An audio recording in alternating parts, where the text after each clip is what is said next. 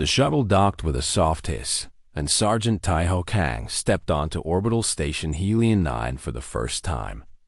The air smelled different here. It was clean, filtered, and carried a faint sweetness that came from the alien plants growing in the massive corridors. He adjusted his uniform and looked around at the station that would be his home for the next year.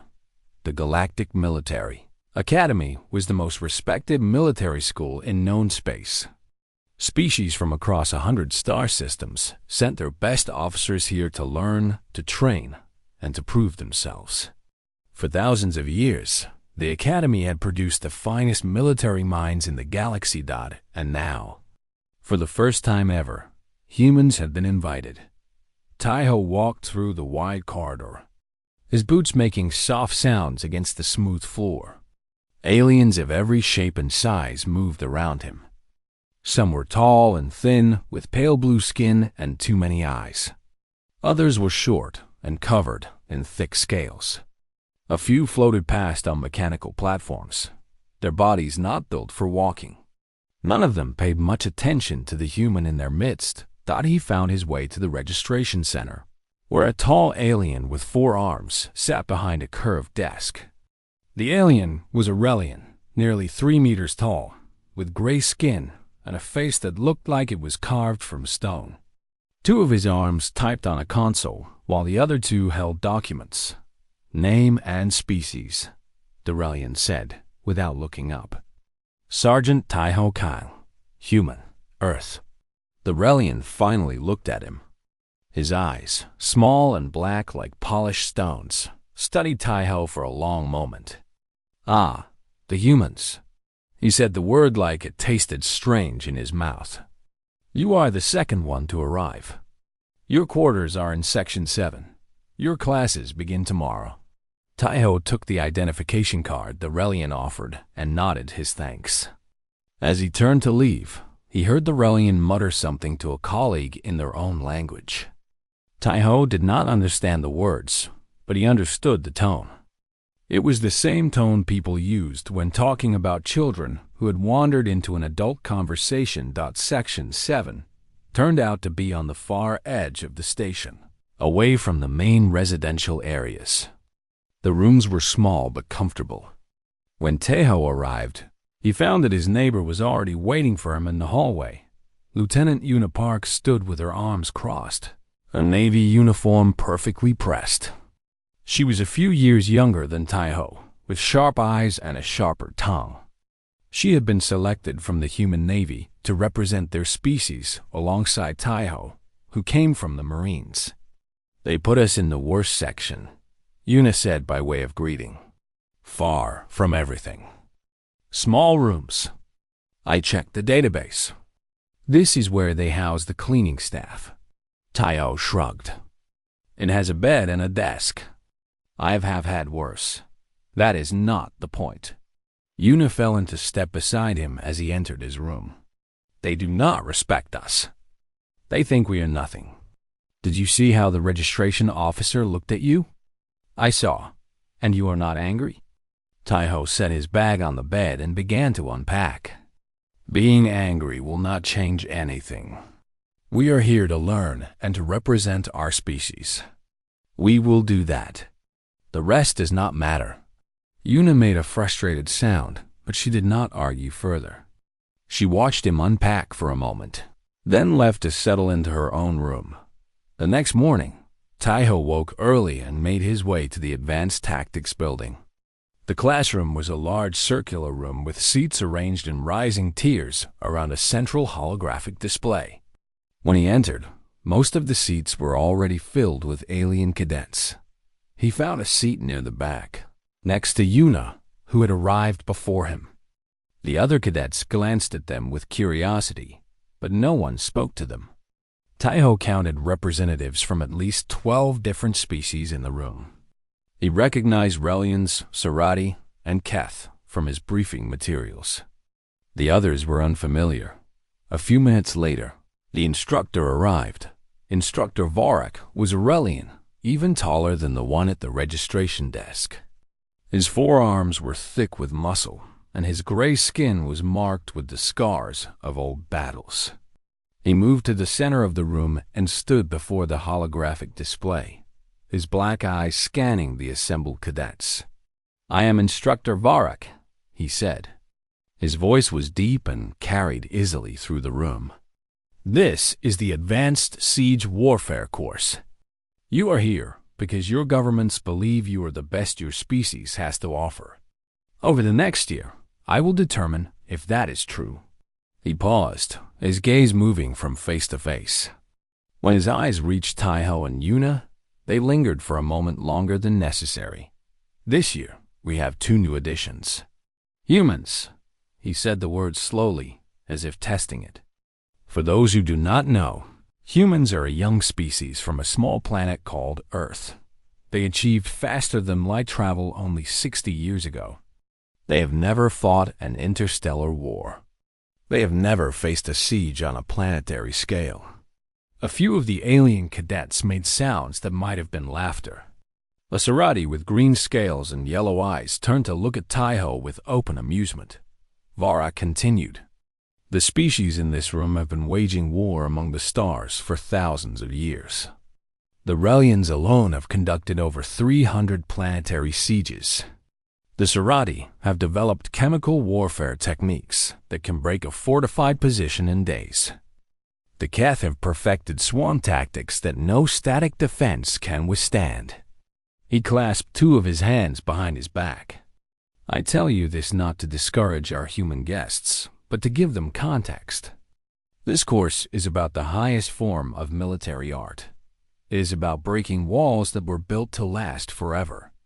It is about patience, strategy, and the will to endure." Vorak touched a control on the display, and a holographic planet appeared in the center of the room. "Your major examination will be on siege warfare.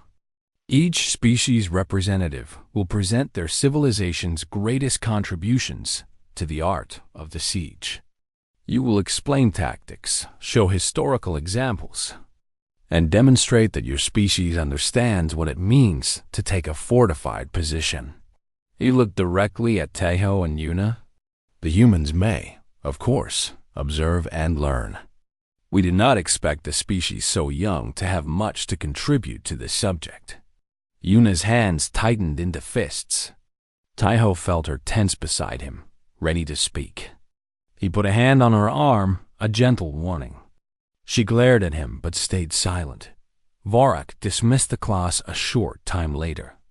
As the cadets filed out, the Sarati with green scales approached Taiho. His name was Bryn, and he walked with the confidence of someone who had never been challenged. "Human?" Bryn said. "I am curious. What will you present for the examination? Some story about throwing rocks at each other? Perhaps you built walls out of mud?" Taiho looked at Bryn calmly. "I have not decided yet." Bryn laughed, a hissing sound. "Do not worry. No one expects anything from you. Just try not to embarrass yourselves too badly." He walked away, still laughing. Yuna stepped up beside Taiho, her face dark with anger. "I hate this place," she said. "Give it time. Time will not make them respect us." Taiho did not answer. He was looking at the holographic display, still showing the image of the planet. He pulled out a small notebook and opened it to a blank page. Then he began to write dot at the top of the page. He wrote 3 words: ancient, modern, secret. Under each word, he began to make a list.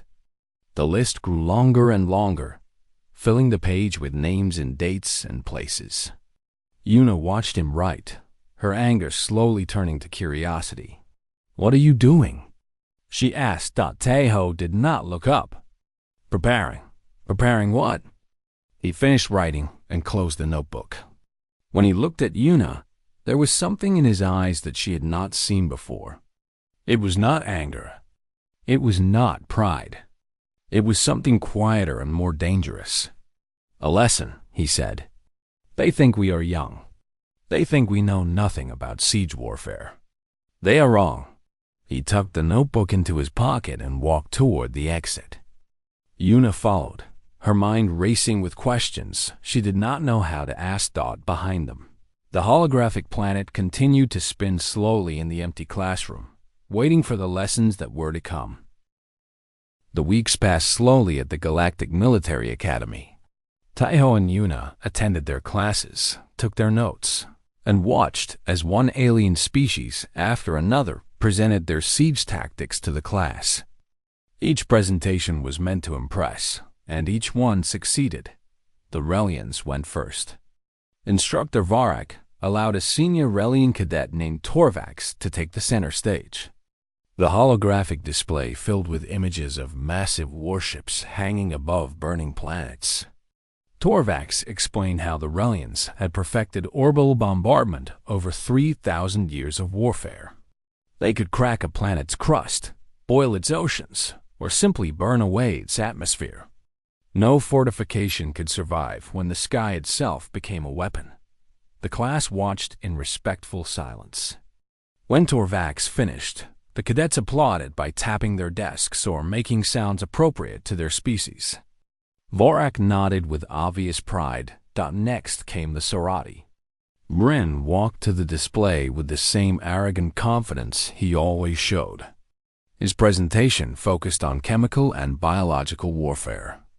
The Sorati had developed compounds that could eat through any material, gases that could kill in seconds, and engineered diseases that could spread through a besieged population like fire through dry grass. Their siege tactics were not about breaking walls. They were about making the enemy wish they had never built walls at all. Bryn smiled at Taiho when he finished, as if daring the human to match what he had shown. The Keth came after. They were an insectoid species, each individual small and weak, but their collective tactics were terrifying. A Keth swarm could tunnel through rock, overwhelm defenders with sheer numbers, and rebuild their forces faster than any enemy could kill them. A Keth siege was not a battle. It was a slow drowning in a sea of clicking, crawling bodies. Other species followed. The Varanth showed their expertise in psychological warfare, broadcasting fear and despair directly into the minds of their enemies. The Telrock demonstrated their mastery of energy weapons, capable of cutting through shields and armor like knives through water. The Masari, a species of living plants, explained how they could corrupt an enemy's food supply and turn a fortress into a tomb of starvation. Each presentation was impressive. Each one showed thousands of years of military development. Each one made humanity's short history seem like nothing more than a footnote. Through it all, Taiho sat quietly and took notes. Yuna sat beside him, her frustration growing with each passing day. She wanted to speak up, to defend their species, but Taiho always held her back with a look or a gentle touch on her arm. "We wait," he would say. "Our time will come." Finally, after all the other species had presented, Instructor Varak turned his attention to the two humans. "We have heard from every species in this room," Varak said. "Every species except one." He looked at Taiho and Yuna with something that might have been pity. "As I said at the beginning of this course, the humans are welcome to observe and learn. Given their limited history, we do not require a presentation from them. They may receive a passing grade based on their written examination alone." Yuna stood up before Taiho could stop her. "Instructor," she said, her voice clear and strong, "we did not come here to watch. Sergeant Kang will present on behalf of humanity." The room went quiet. Every alien eye turned to look at the two humans. Bryn laughed openly, and several other cadets made sounds of amusement. Varak raised one of his hands for silence. "Lieutenant Park, I appreciate your spirit, but I'm trying to spare you embarrassment. The siege tactics of a species that has only known space travel for 60 years cannot compare to what we have seen here." "Then let us prove you wrong," Yuna said. Varak studied her for a long moment. Then his stone-like face shifted into what might have been a smile. "Very well. If the humans wish to present, they may. But I will raise the stakes. He looked around the room. If the human presentation fails to meet the standards of this course, I will recommend that their enrollment be reconsidered. They will be sent home. Yuna's confidence wavered for just a moment. She looked at Taiho, suddenly unsure if she had made a terrible mistake. Taiho stood up slowly. He straightened his uniform and walked down to the center of the room. Every step was calm and measured. He showed no fear, no nervousness, no anger. When he reached the holographic display, he turned to face the class. "I accept the terms," he said. Varric nodded. "Then proceed, Sergeant Kang. Show us what humanity knows about siege warfare." Taiho touched the display controls and cleared the screen. For a moment, he stood in silence, looking at the assembled cadets. Relians, Serati, Keth, and a dozen other species. All of them waiting to see him fail. "Before I begin," Taiho said, "I need clarification." Vorac's eyes narrowed. "Clarification?" "Yes. The topic is siege warfare. Instructor, do you want ancient, modern, or secret?" The room fell completely silent. Vorac's forearms went still at his sides. Bryn stopped smiling. Even the Keth, who usually clicked and buzzed among themselves, went quiet. "Explain," Voracek said slowly. Taiho clasped his hands behind his back. "Humanity has been practicing siege warfare for over 10,000 years. We have developed tactics, counter-tactics, weapons, and defenses across countless generations. I have organized our history into 3 categories: ancient, modern, and secret. I need to know which era you wish me to cover, or we will be here for a very long time." "You have categories," Varric repeated. "It was not a question. Thousands of years of them, sir." Varric looked at the other cadets, then back at Taiho. 10,000 years? Your species only discovered faster than light travel 60 years ago. Before that, you were confined to a single planet." "That is correct. Then against whom did you practice siege warfare?" Taiho's expression did not change. "Each other." The silence in the room grew deeper. Bryn shifted uncomfortably in his seat. The Relian cadets exchanged glances. Vorac's stone face showed the first sign of genuine surprise. "Your own species," Varric said. "You besieged your own kind." "For thousands of years," Taiho confirmed. "We built walls to protect ourselves from other humans. We developed weapons to break those walls. Then we built stronger walls. Then we developed better weapons. This cycle continued without interruption for most of our history." He paused to let his words settle. "Instructor, every species here today has shown impressive tactics. Orbital bombardment, chemical warfare, swarm attacks. But all of these tactics were developed to fight other species. You fought enemies who were different from you, who thought differently, who had different weaknesses." Taiho looked around the room. "Humans developed our siege tactics against enemies who were exactly like us. They knew everything we knew. They could predict our strategies because they thought the same way we did. Every wall we built, we also had to learn how to destroy. Every defense we created, we also had to learn how to defeat." He turned back to Varric. "So I ask again, Instructor. Do you want ancient, modern, or secret? Each category contains hundreds of examples. Each example taught us something new about how to break the unbreakable." Voracek was silent for a long moment. The arrogance that had been in his voice at the start of the course was gone. In its place was something new. It was not respect, not yet. But it was attention. Real attention. "Show me ancient first," Voracek said finally. "Then we shall see." At the back of the room, a door opened quietly. A man in a human military uniform stepped inside and took a seat in the shadows. His uniform bore the insignia of an admiral. His name was Wan Cho, and he was the human military attached to the Galactic Council. He had come to observe Admiral Cho watched Taiho standing at the center of the room, surrounded by aliens who had dismissed humanity as children. He smiled slightly and settled into his seat. The lesson was about to begin. Taiho touched the display controls, and the holographic screen came to life. Images began to appear. Stone walls, burning cities, armies marching across ancient landscapes. The cadets leaned forward in their seats, their skepticism slowly turning to curiosity. "Let us start at the beginning," Taiho said.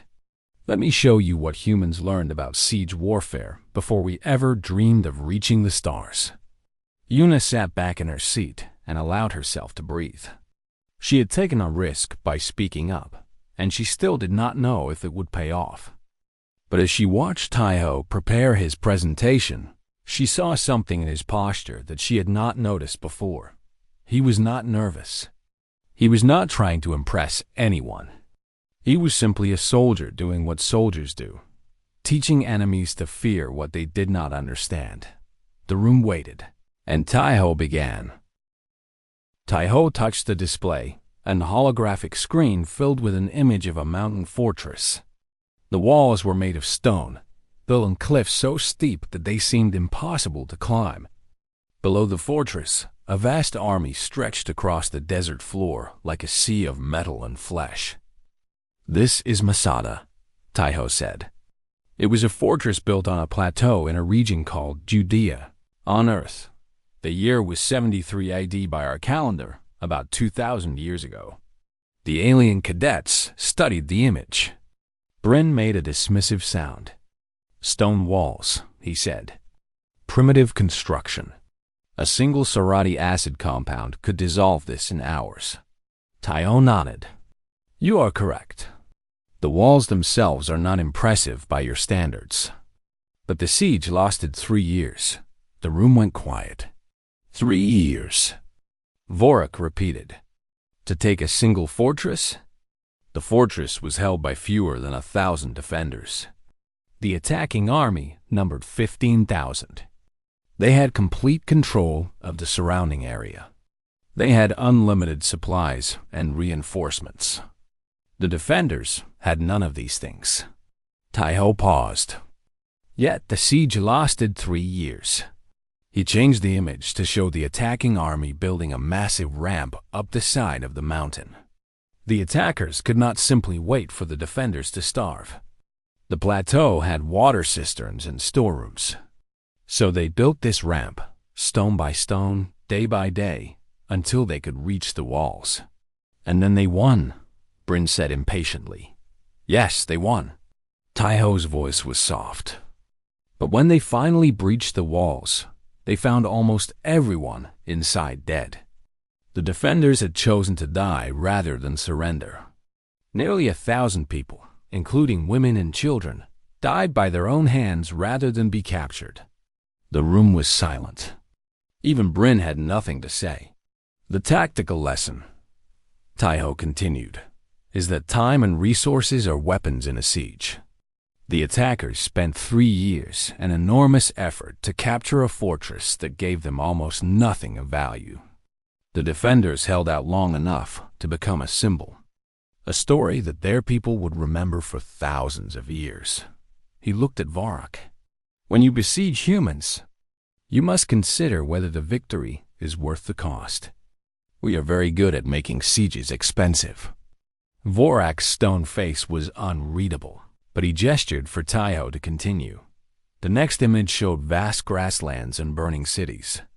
Horsemen swept across the screen, their movements fast and brutal. The Mongols, Taiho said, a nomadic people from the steppes of Central Asia. They built one of the largest empires in human history through conquest and siege. Nomads? A Kef cadet asked, its voice a series of clicks translated by the room's systems. How can nomads conduct sieges? Sieges require patience and supply lines. The Mongols solved that problem, Taiho said. They did not have traditional siege equipment, so they captured engineers from conquered peoples and forced them to build it. They did not have the patience for long sieges, so they found ways to end them quickly. He changed the image to show a walled city under attack, The Mongols used terror as a weapon. When they approached a city, they offered a choice: surrender immediately and live, or resist and die. Not just the soldiers, everyone. Every man, woman, and child. The display showed bodies piled outside city walls. They kept their promises.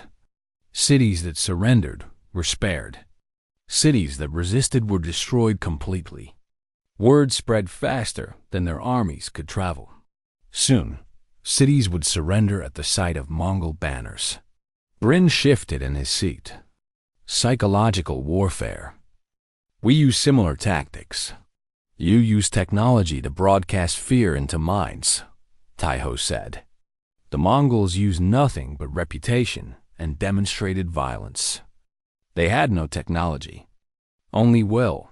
He added another detail. They also used disease. The Mongols would catapult the bodies of plague victims over city walls.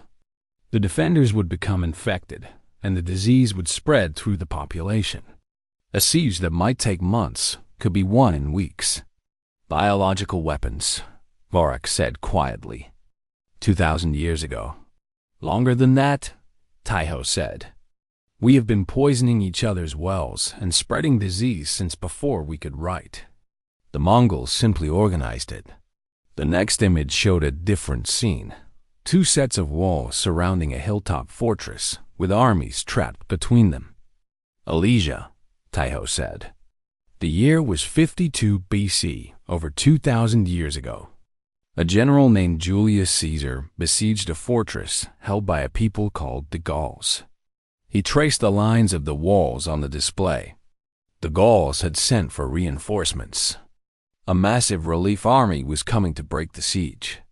Caesar knew he could not defeat both the defenders and the relief force at the same time. So he built 2 walls. Taiho highlighted the inner wall. This wall faced the fortress to keep the defenders from escaping. He highlighted the outer wall.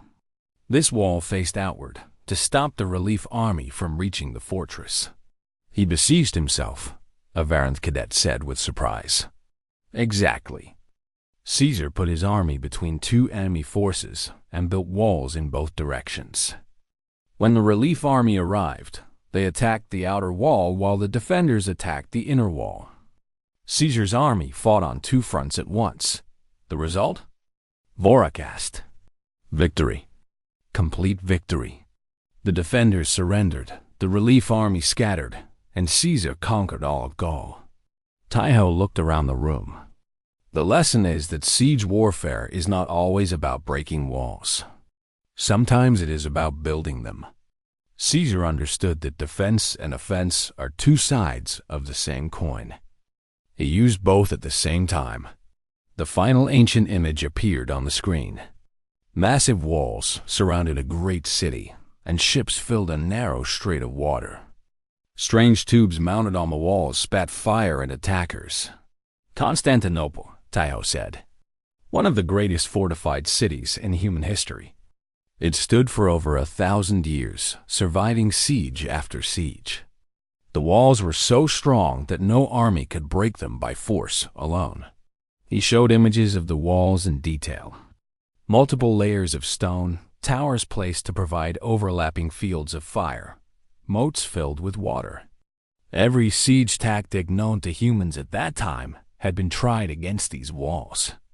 All had failed, and yet the city fell, Vorak observed, looking at the burning buildings in the image.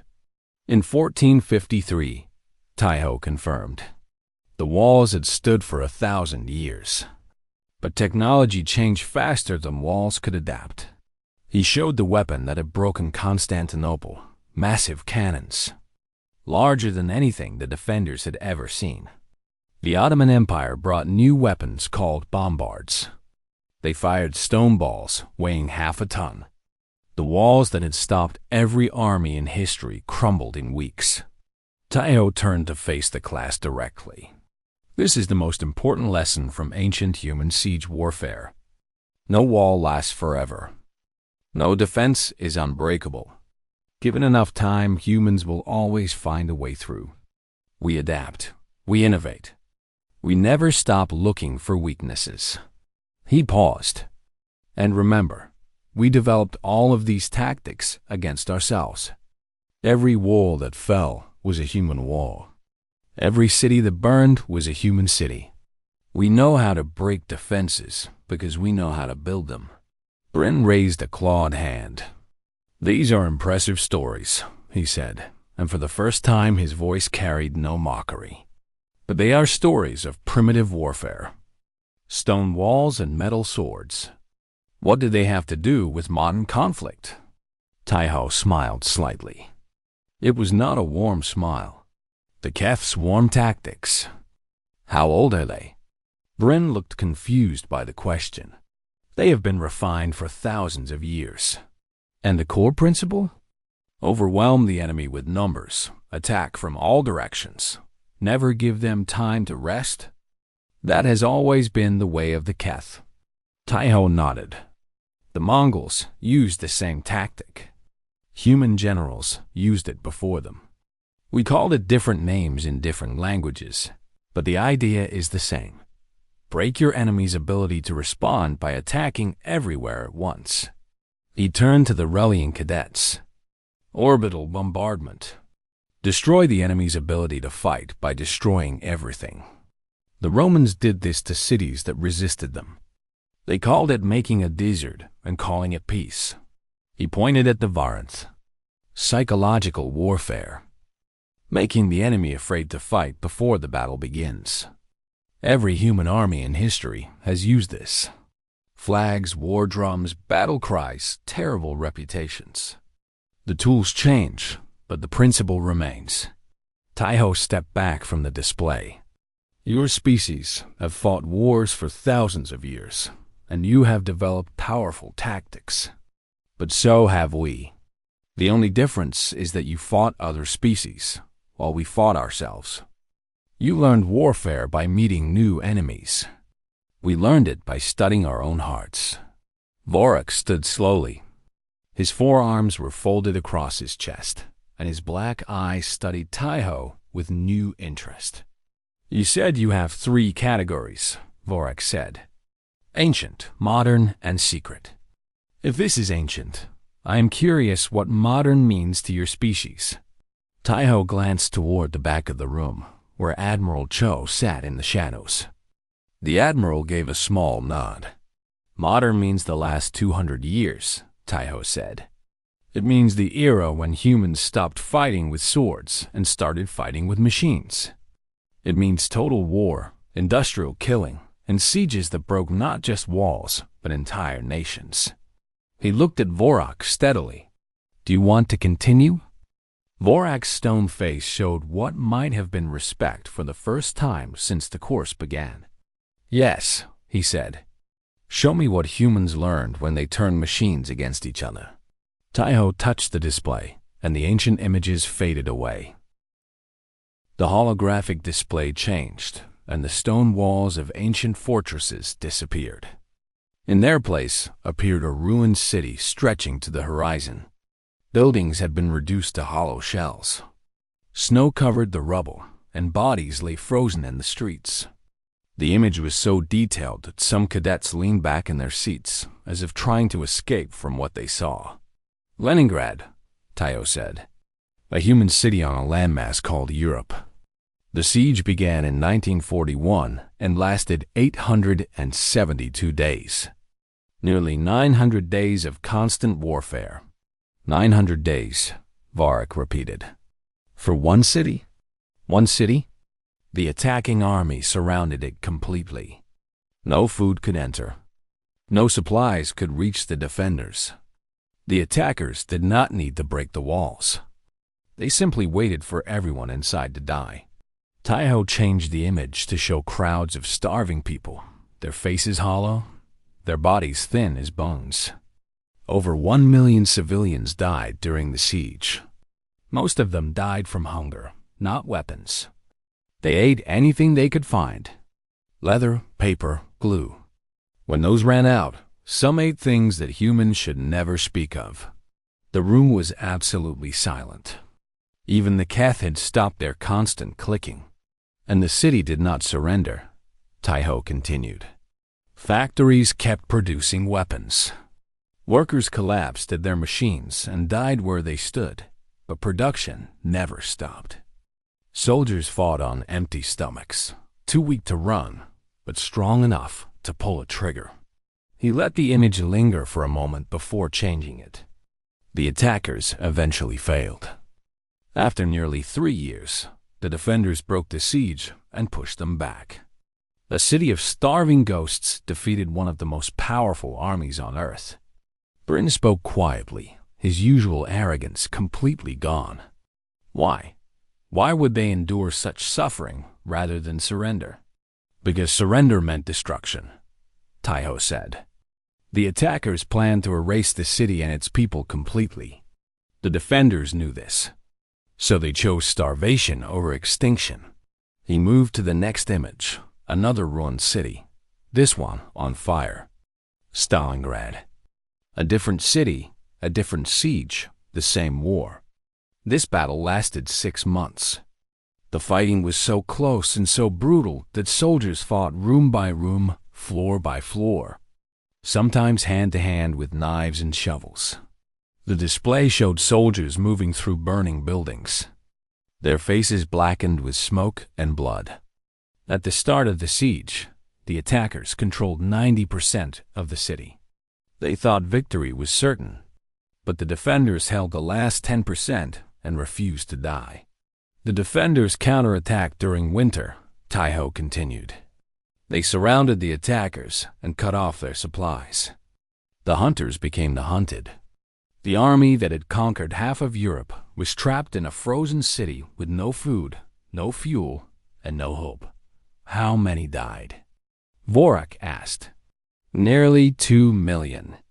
Soldiers and civilians combined, on both sides. 2 million dead for one city. It was the bloodiest battle in human history. Vorak was silent for a long moment. Your species did this to yourselves, he said finally. This was not a war against aliens. This was humans killing humans. Yes. Why? Taiho considered the question. Politics, territory, resources, ideology. The reasons change, but the killing never stops. Humans have been at war with each other since before we could write our names. He changed the display again, showing a city reduced to complete rubble. Nothing remained standing. The destruction was total. This is what happened to cities that lost, Taiho said. We did not simply defeat our enemies. We erased them. Berlin, Dresden, Tokyo, Hiroshima. We developed weapons that could destroy entire cities in seconds. We built bombers that could fly over any wall and burn everything below. A new image appeared, a mushroom cloud rising over a flattened landscape. This is a nuclear weapon. We invented it 80 years ago. A single bomb killed 100,000 people in an instant. We built thousands of these weapons and pointed them at each other for decades. You built weapons that could destroy your own species, the Varant cadet said. His voice filled with something that sounded like horror. Yes, and we lived with those weapons aimed at our own cities, ready to launch at any moment. We called it mutually assured destruction. If one side attacked, both sides would die. It was a siege tactic applied to an entire planet. Taiho let that sink in before continuing. This is what I mean by modern siege warfare. It is not about walls and armies anymore. It is about total war. Every citizen becomes a soldier. Every factory becomes a target. Every resource becomes a weapon.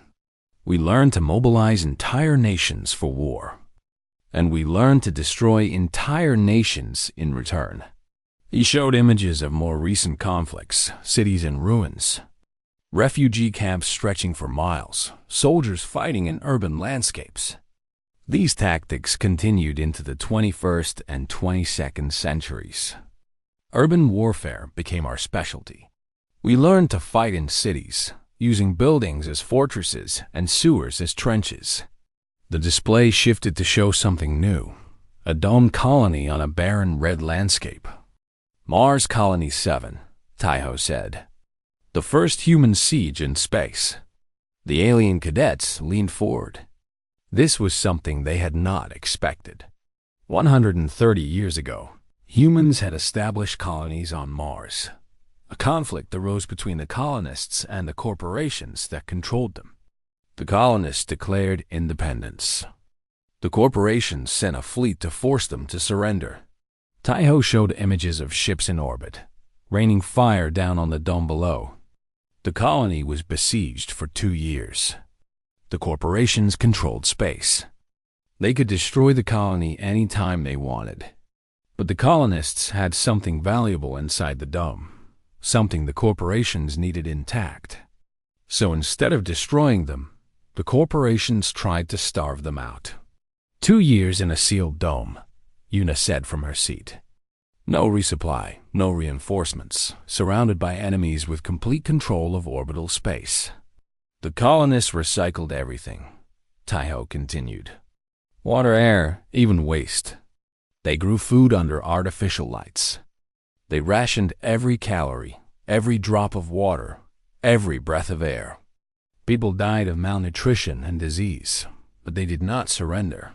The outcome? Vorak asked. The corporations gave up. The siege cost more than the colony was worth. Public opinion on Earth turned against them. They withdrew their fleet and negotiated a settlement. Taiho paused. The colonists won by simply refusing to die. He turned off the display and faced the class directly. This is what humans mean by siege warfare. It is not elegant. It is not clean. It is about endurance, suffering, and the willingness to pay any price for victory.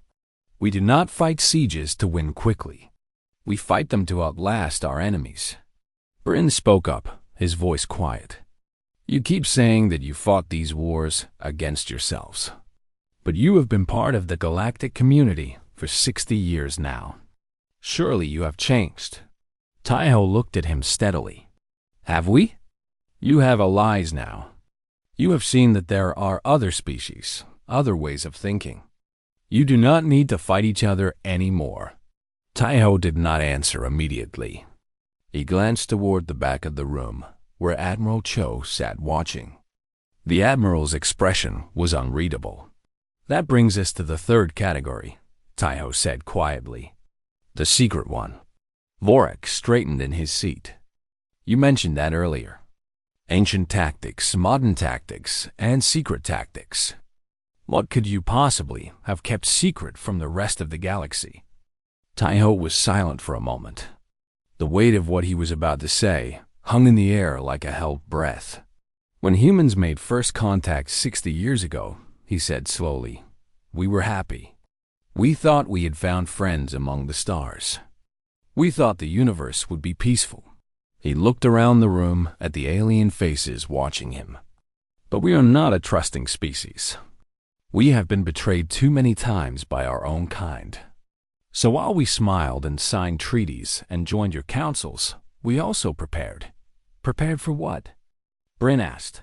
Taiho met his eyes. Prepared for the possibility that one day we might have to besiege your worlds.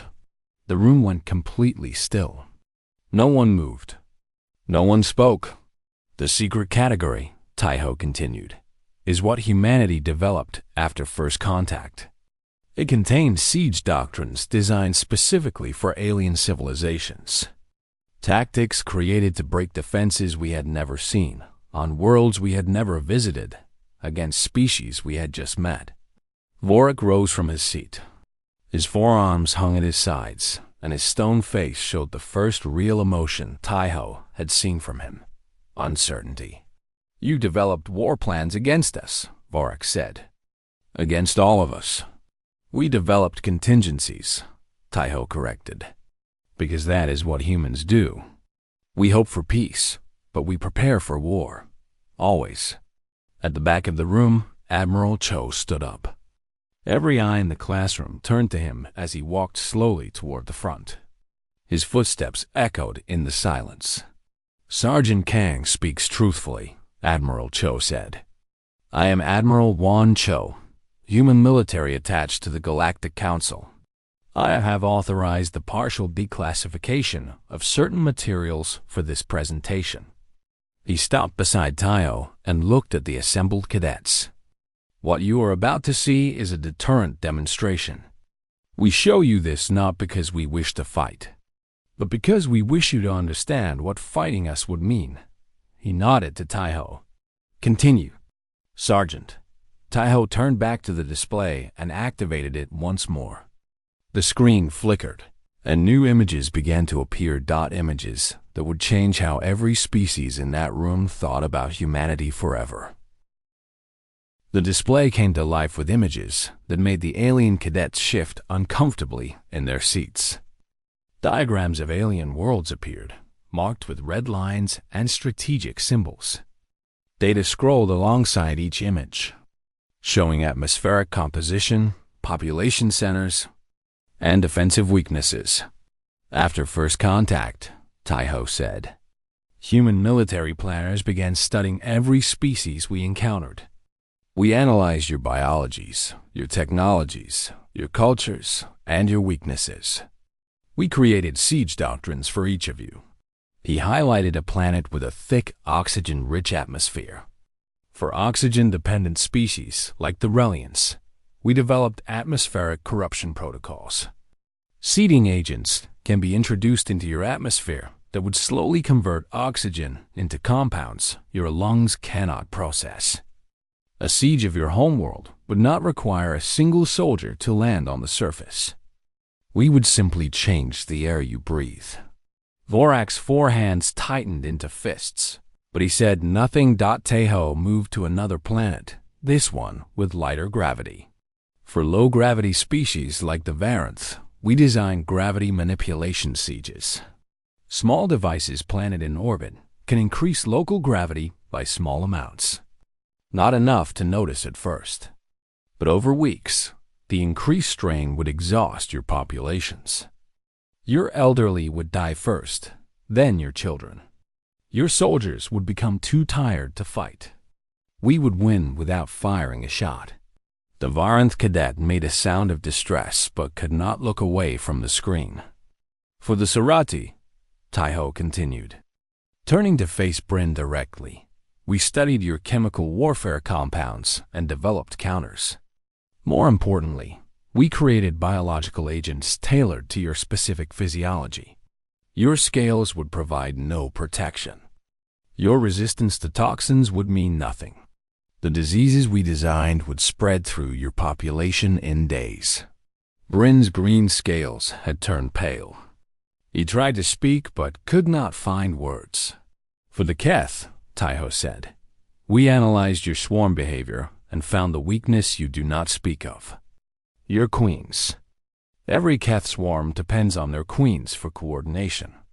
We developed weapons that target queens specifically, frequency pulses that disrupt their neural patterns, targeted viruses that only affect queen biology, assassination drones too small to stop but precise enough to find their targets anywhere.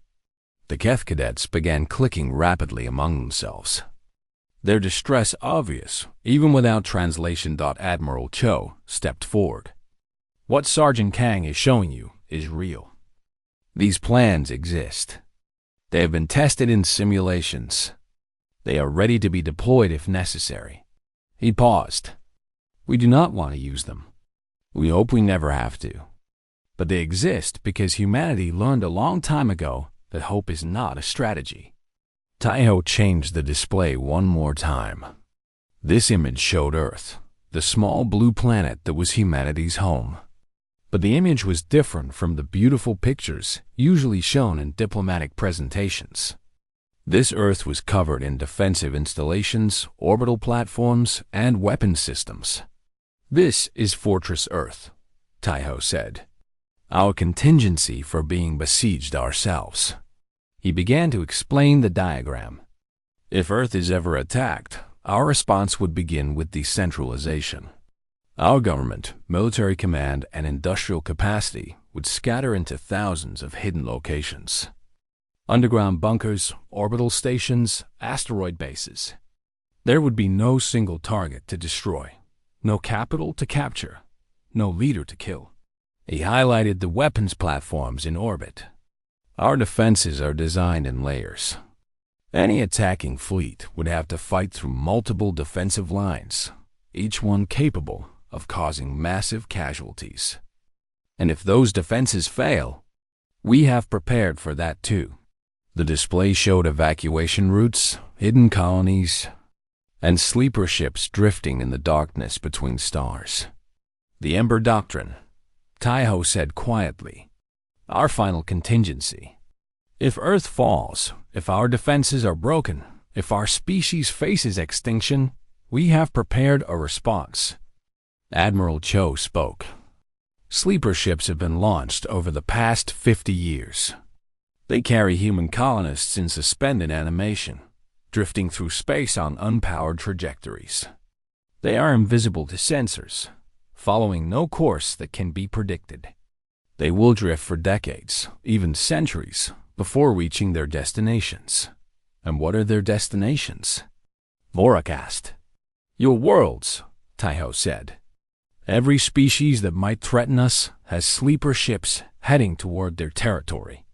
If Earth is destroyed, those ships will eventually arrive. The colonists will wake, establish hidden bases, and begin a campaign of resistance that will last for generations. He looked around the room. The Ember Doctrine is not a military strategy. It is a promise. If you destroy us, we will haunt you forever. Your grandchildren will fight human insurgents. Their grandchildren will fight them too. We will never stop. We will never surrender. And we will make you regret ever attacking us for as long as your species exists. The room was utterly silent. The alien cadets sat frozen in their seats, their faces showing emotions ranging from fear to disbelief to something that might have been respect. Vorak finally spoke, his voice quiet. Why show us this? Why reveal your plans to your potential enemies? Admiral Cho answered, because we want to be your allies, not your enemies. Allies should understand each other. You should know what humanity is capable of, not because we want to frighten you, but because we want you to make informed choices. He looked around the room. Every species here has fought wars. Every species here has developed terrible weapons. We are not so different from you. The only difference is that we are honest about what we are prepared to do. Taiho turned off the display. The room returned to normal lighting, but nothing felt normal anymore. Humans are not a peaceful species, Taiho said. We wish we were. We dream of a future where these weapons are never needed, where these plans gather dust in forgotten files. But we cannot pretend to be something we are not. He looked at his classmates, the aliens who had mocked him and dismissed him for months. You called us a young species. You said we had nothing to teach you about siege warfare. I hope I have shown you otherwise. Instructor Vorak stood slowly. He walked to the center of the room and stopped in front of Taiho. For a long moment, the Relian officer simply looked at the human sergeant. Then Vorak did something no one expected. He bowed his head. Sergeant Kang, Vorak said, I was wrong about your species. You have taught this class more about siege warfare in one presentation than many learn in a lifetime. On behalf of the Academy, I offer my respect. The other cadets began to tap their desks or make sounds of agreement. Even Bryn, his scales still pale, nodded his head. Admiral Cho put a hand on Taiho's shoulder. Well done, Sergeant. The semester ended 2 weeks later. Taiho and Yuna received full honors, the highest marks ever given to first-year students. They were invited to return as instructors the following year. On the last day, as Taiho packed his belongings, Bryn came to his quarters. The Serati stood in the doorway, his yellow eyes uncertain. May I ask you something? Bryn said. Taiho nodded. The Ember Doctrine. The sleeper ships. Bryn paused. Is it real? Have you actually launched ships toward our worlds? Taiho looked at Bryn for a long moment. He thought about all the things he could say. Diplomatic words, reassuring words. Words designed to maintain good relations between their species. Instead, he told the truth. Pray you never find out. Bryn stood there for a moment longer, then nodded slowly and walked away. Taiho watched him go, then returned to his packing. Outside the window, the stars burned cold and bright. Somewhere among them, human ships drifted in silence, carrying their sleeping passengers toward unknown destinations. They were humanity's final promise, its last guarantee that no matter what happened, the human story would never truly end. Taiho finished packing and looked out at the stars one more time. He did not know what the future held. No one did. But he knew one thing for certain. Humanity was ready. For peace, if the galaxy offered it. For war, if the galaxy demanded it. And for endurance. No matter what came next, the young species had taken its first steps among the stars. And now, finally, the galaxy understood what that meant.